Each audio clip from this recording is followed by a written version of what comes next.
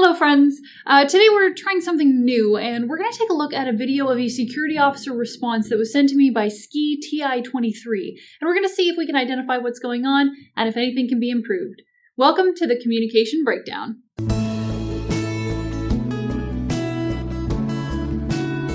First of all, the link to this video is in the description, and I highly recommend going and watching it yourself in its entirety. It's 3.5 minutes long. Just be advised that there is substantial yelling and profanity, and if you're a security officer yourself, maybe watch it first and see if you can identify some improvements that the officer might make. Maybe we'll disagree. About his other guns. Look at this man. He's a big man, isn't he? Recording me after I told him not to. You didn't tell me. That's illegal. Okay, first off, the thing that jumps out at me right away is that the security officer is the one filming. I have several issues with this. It's very confrontational, first of all, blatantly recording an incident with a handheld device like a phone or camcorder, but since this video is from 2018, we can safely assume that it's a phone. But this will always escalate a situation. There's lots of reasons that might be, but I suspect that a big factor is that recording somebody against their will is an invasion of privacy, so it's a bit of a blow to the ego. Not illegal though. This fella is in a public place and has no expectation of privacy, and even though the shopping mall where the video description says that this takes place is probably private property, it's unlikely that a mall would have rules or policies against recording, so no. Though it is still a safety concern. This officer has chosen to occupy one of his hands with his recording device, rendering him with fewer tools to respond should this person become physically violent. And since he's walking up, that is a real concern. Plus, recording like this narrows the officer's focus to only what's on the screen. This guy could have a partner who's off on the side and the officer's looking through the viewfinder instead of at the whole situation. So this is going to limit his ability to respond appropriately and safely.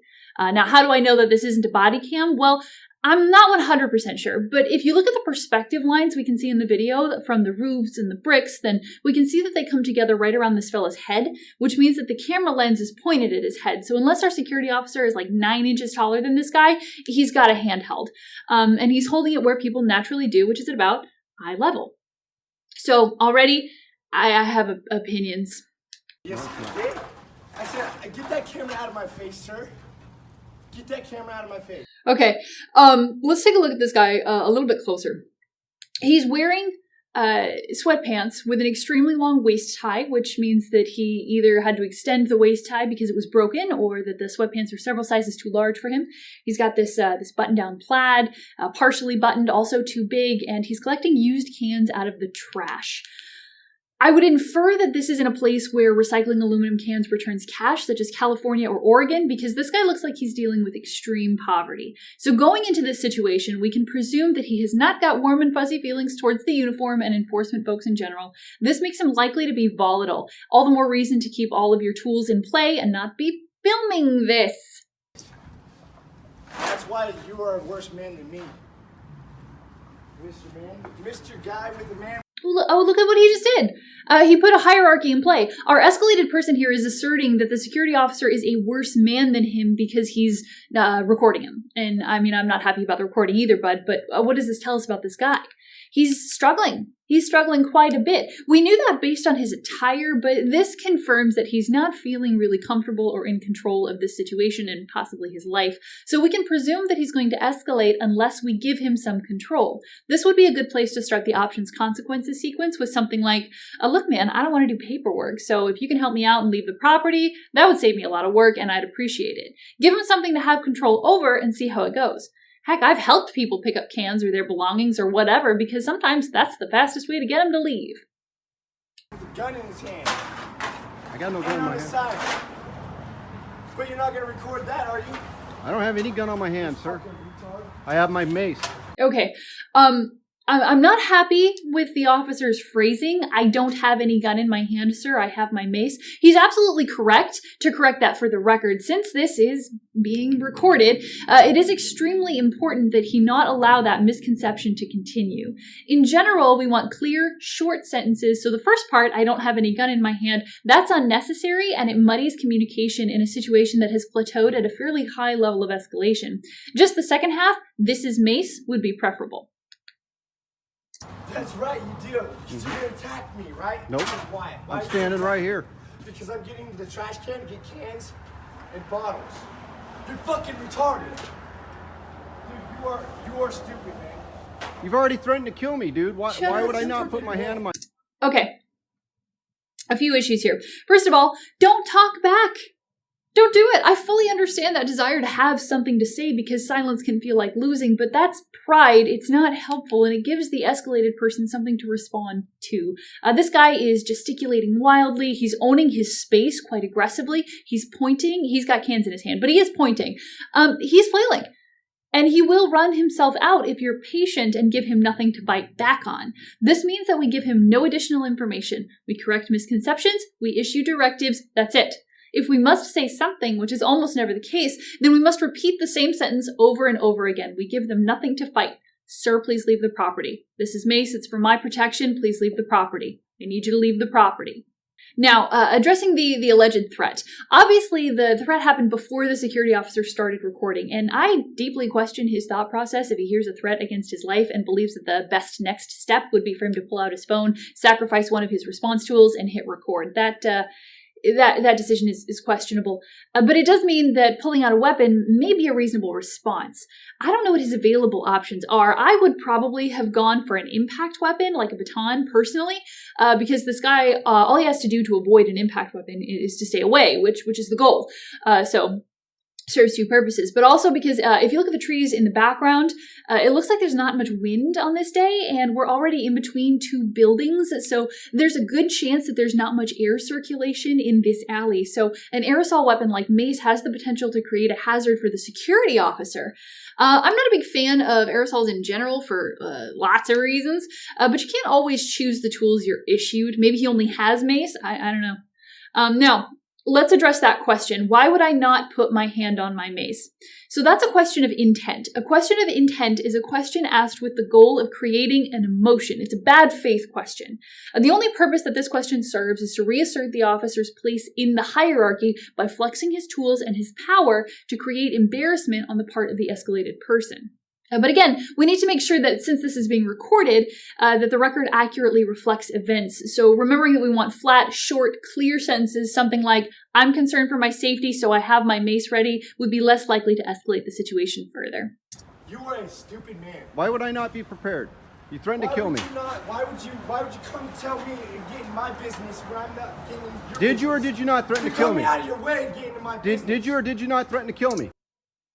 Oh, again, multiple questions of intent, giving the escalated person something to argue with, not great. Just shut up.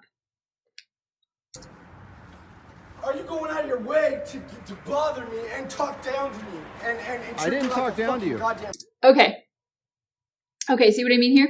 The officer successfully created that feeling of embarrassment. You're talking down to me, and now our escalated person is re-engaging. He was walking away. Just shut up. Let him go. You don't need to have the last word.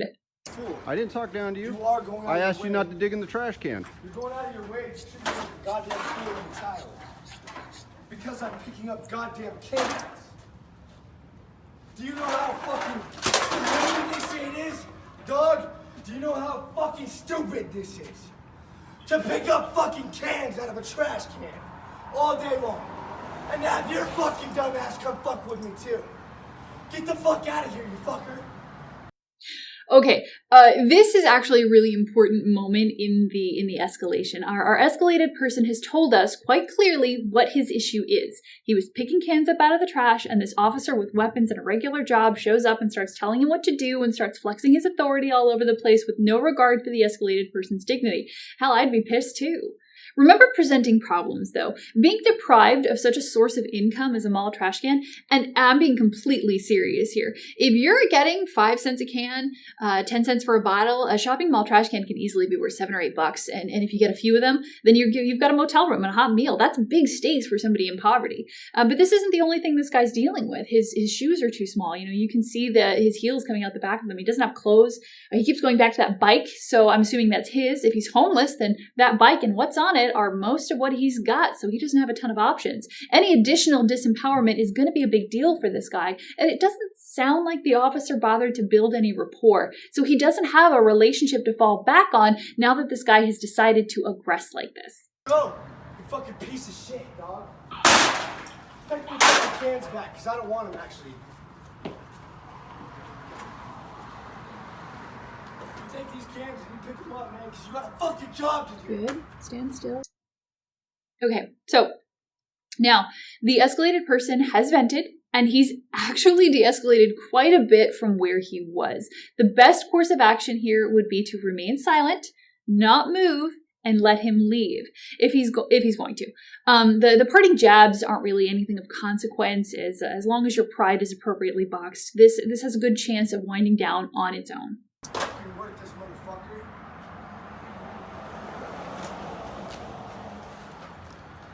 You can have those fucking cans, you fucking weird ass bitch.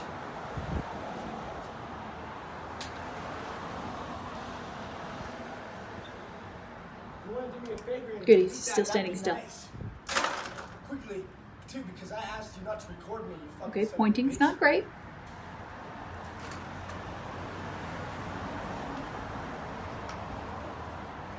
Actually, I'll sue you. I'll sue you. I'll fucking sue you. We'll take you to jail. Yeah. Right there. That should be fucking illegal. Back up. Nope. This guy really wants to start something.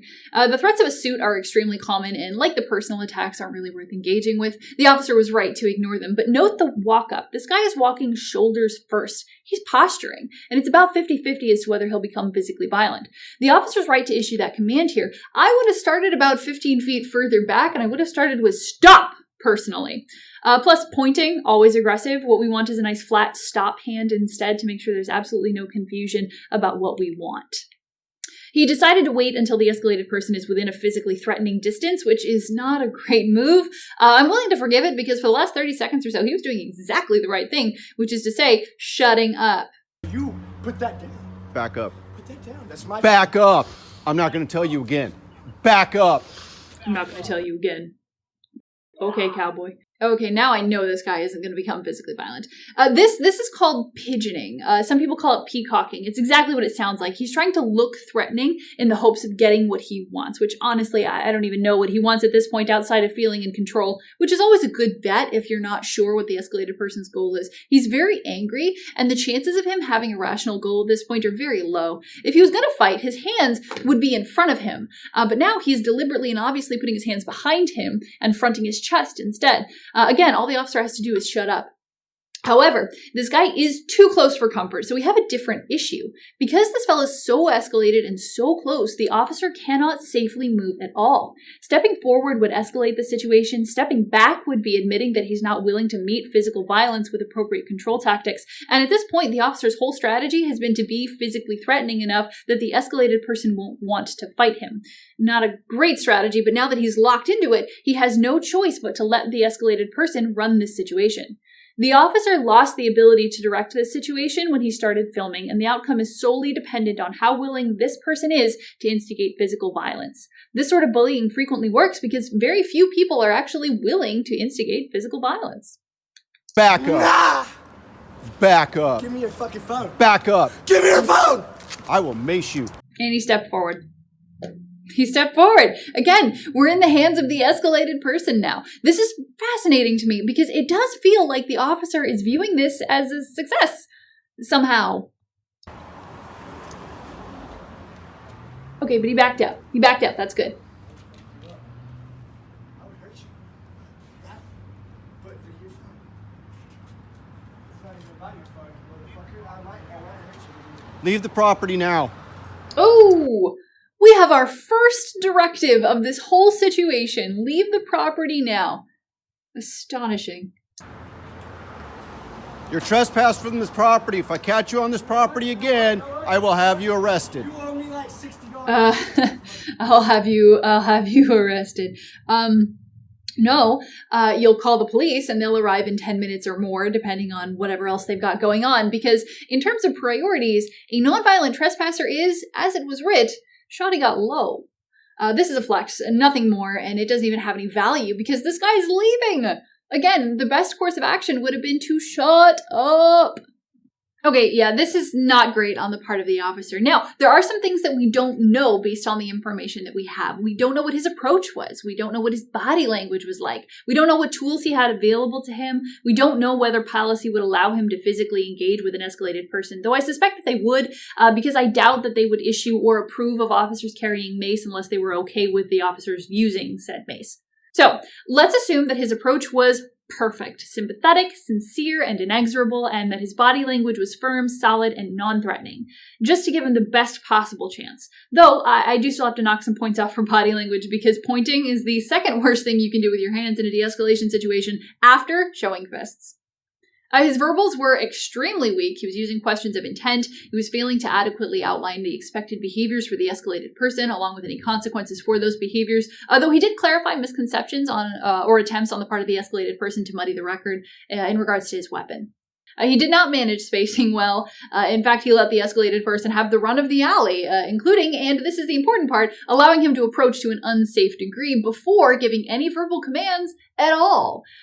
Though he did allow the escalated person to retreat without following him the first time, and the second time he started to follow before giving the escalated person more space. So that's good.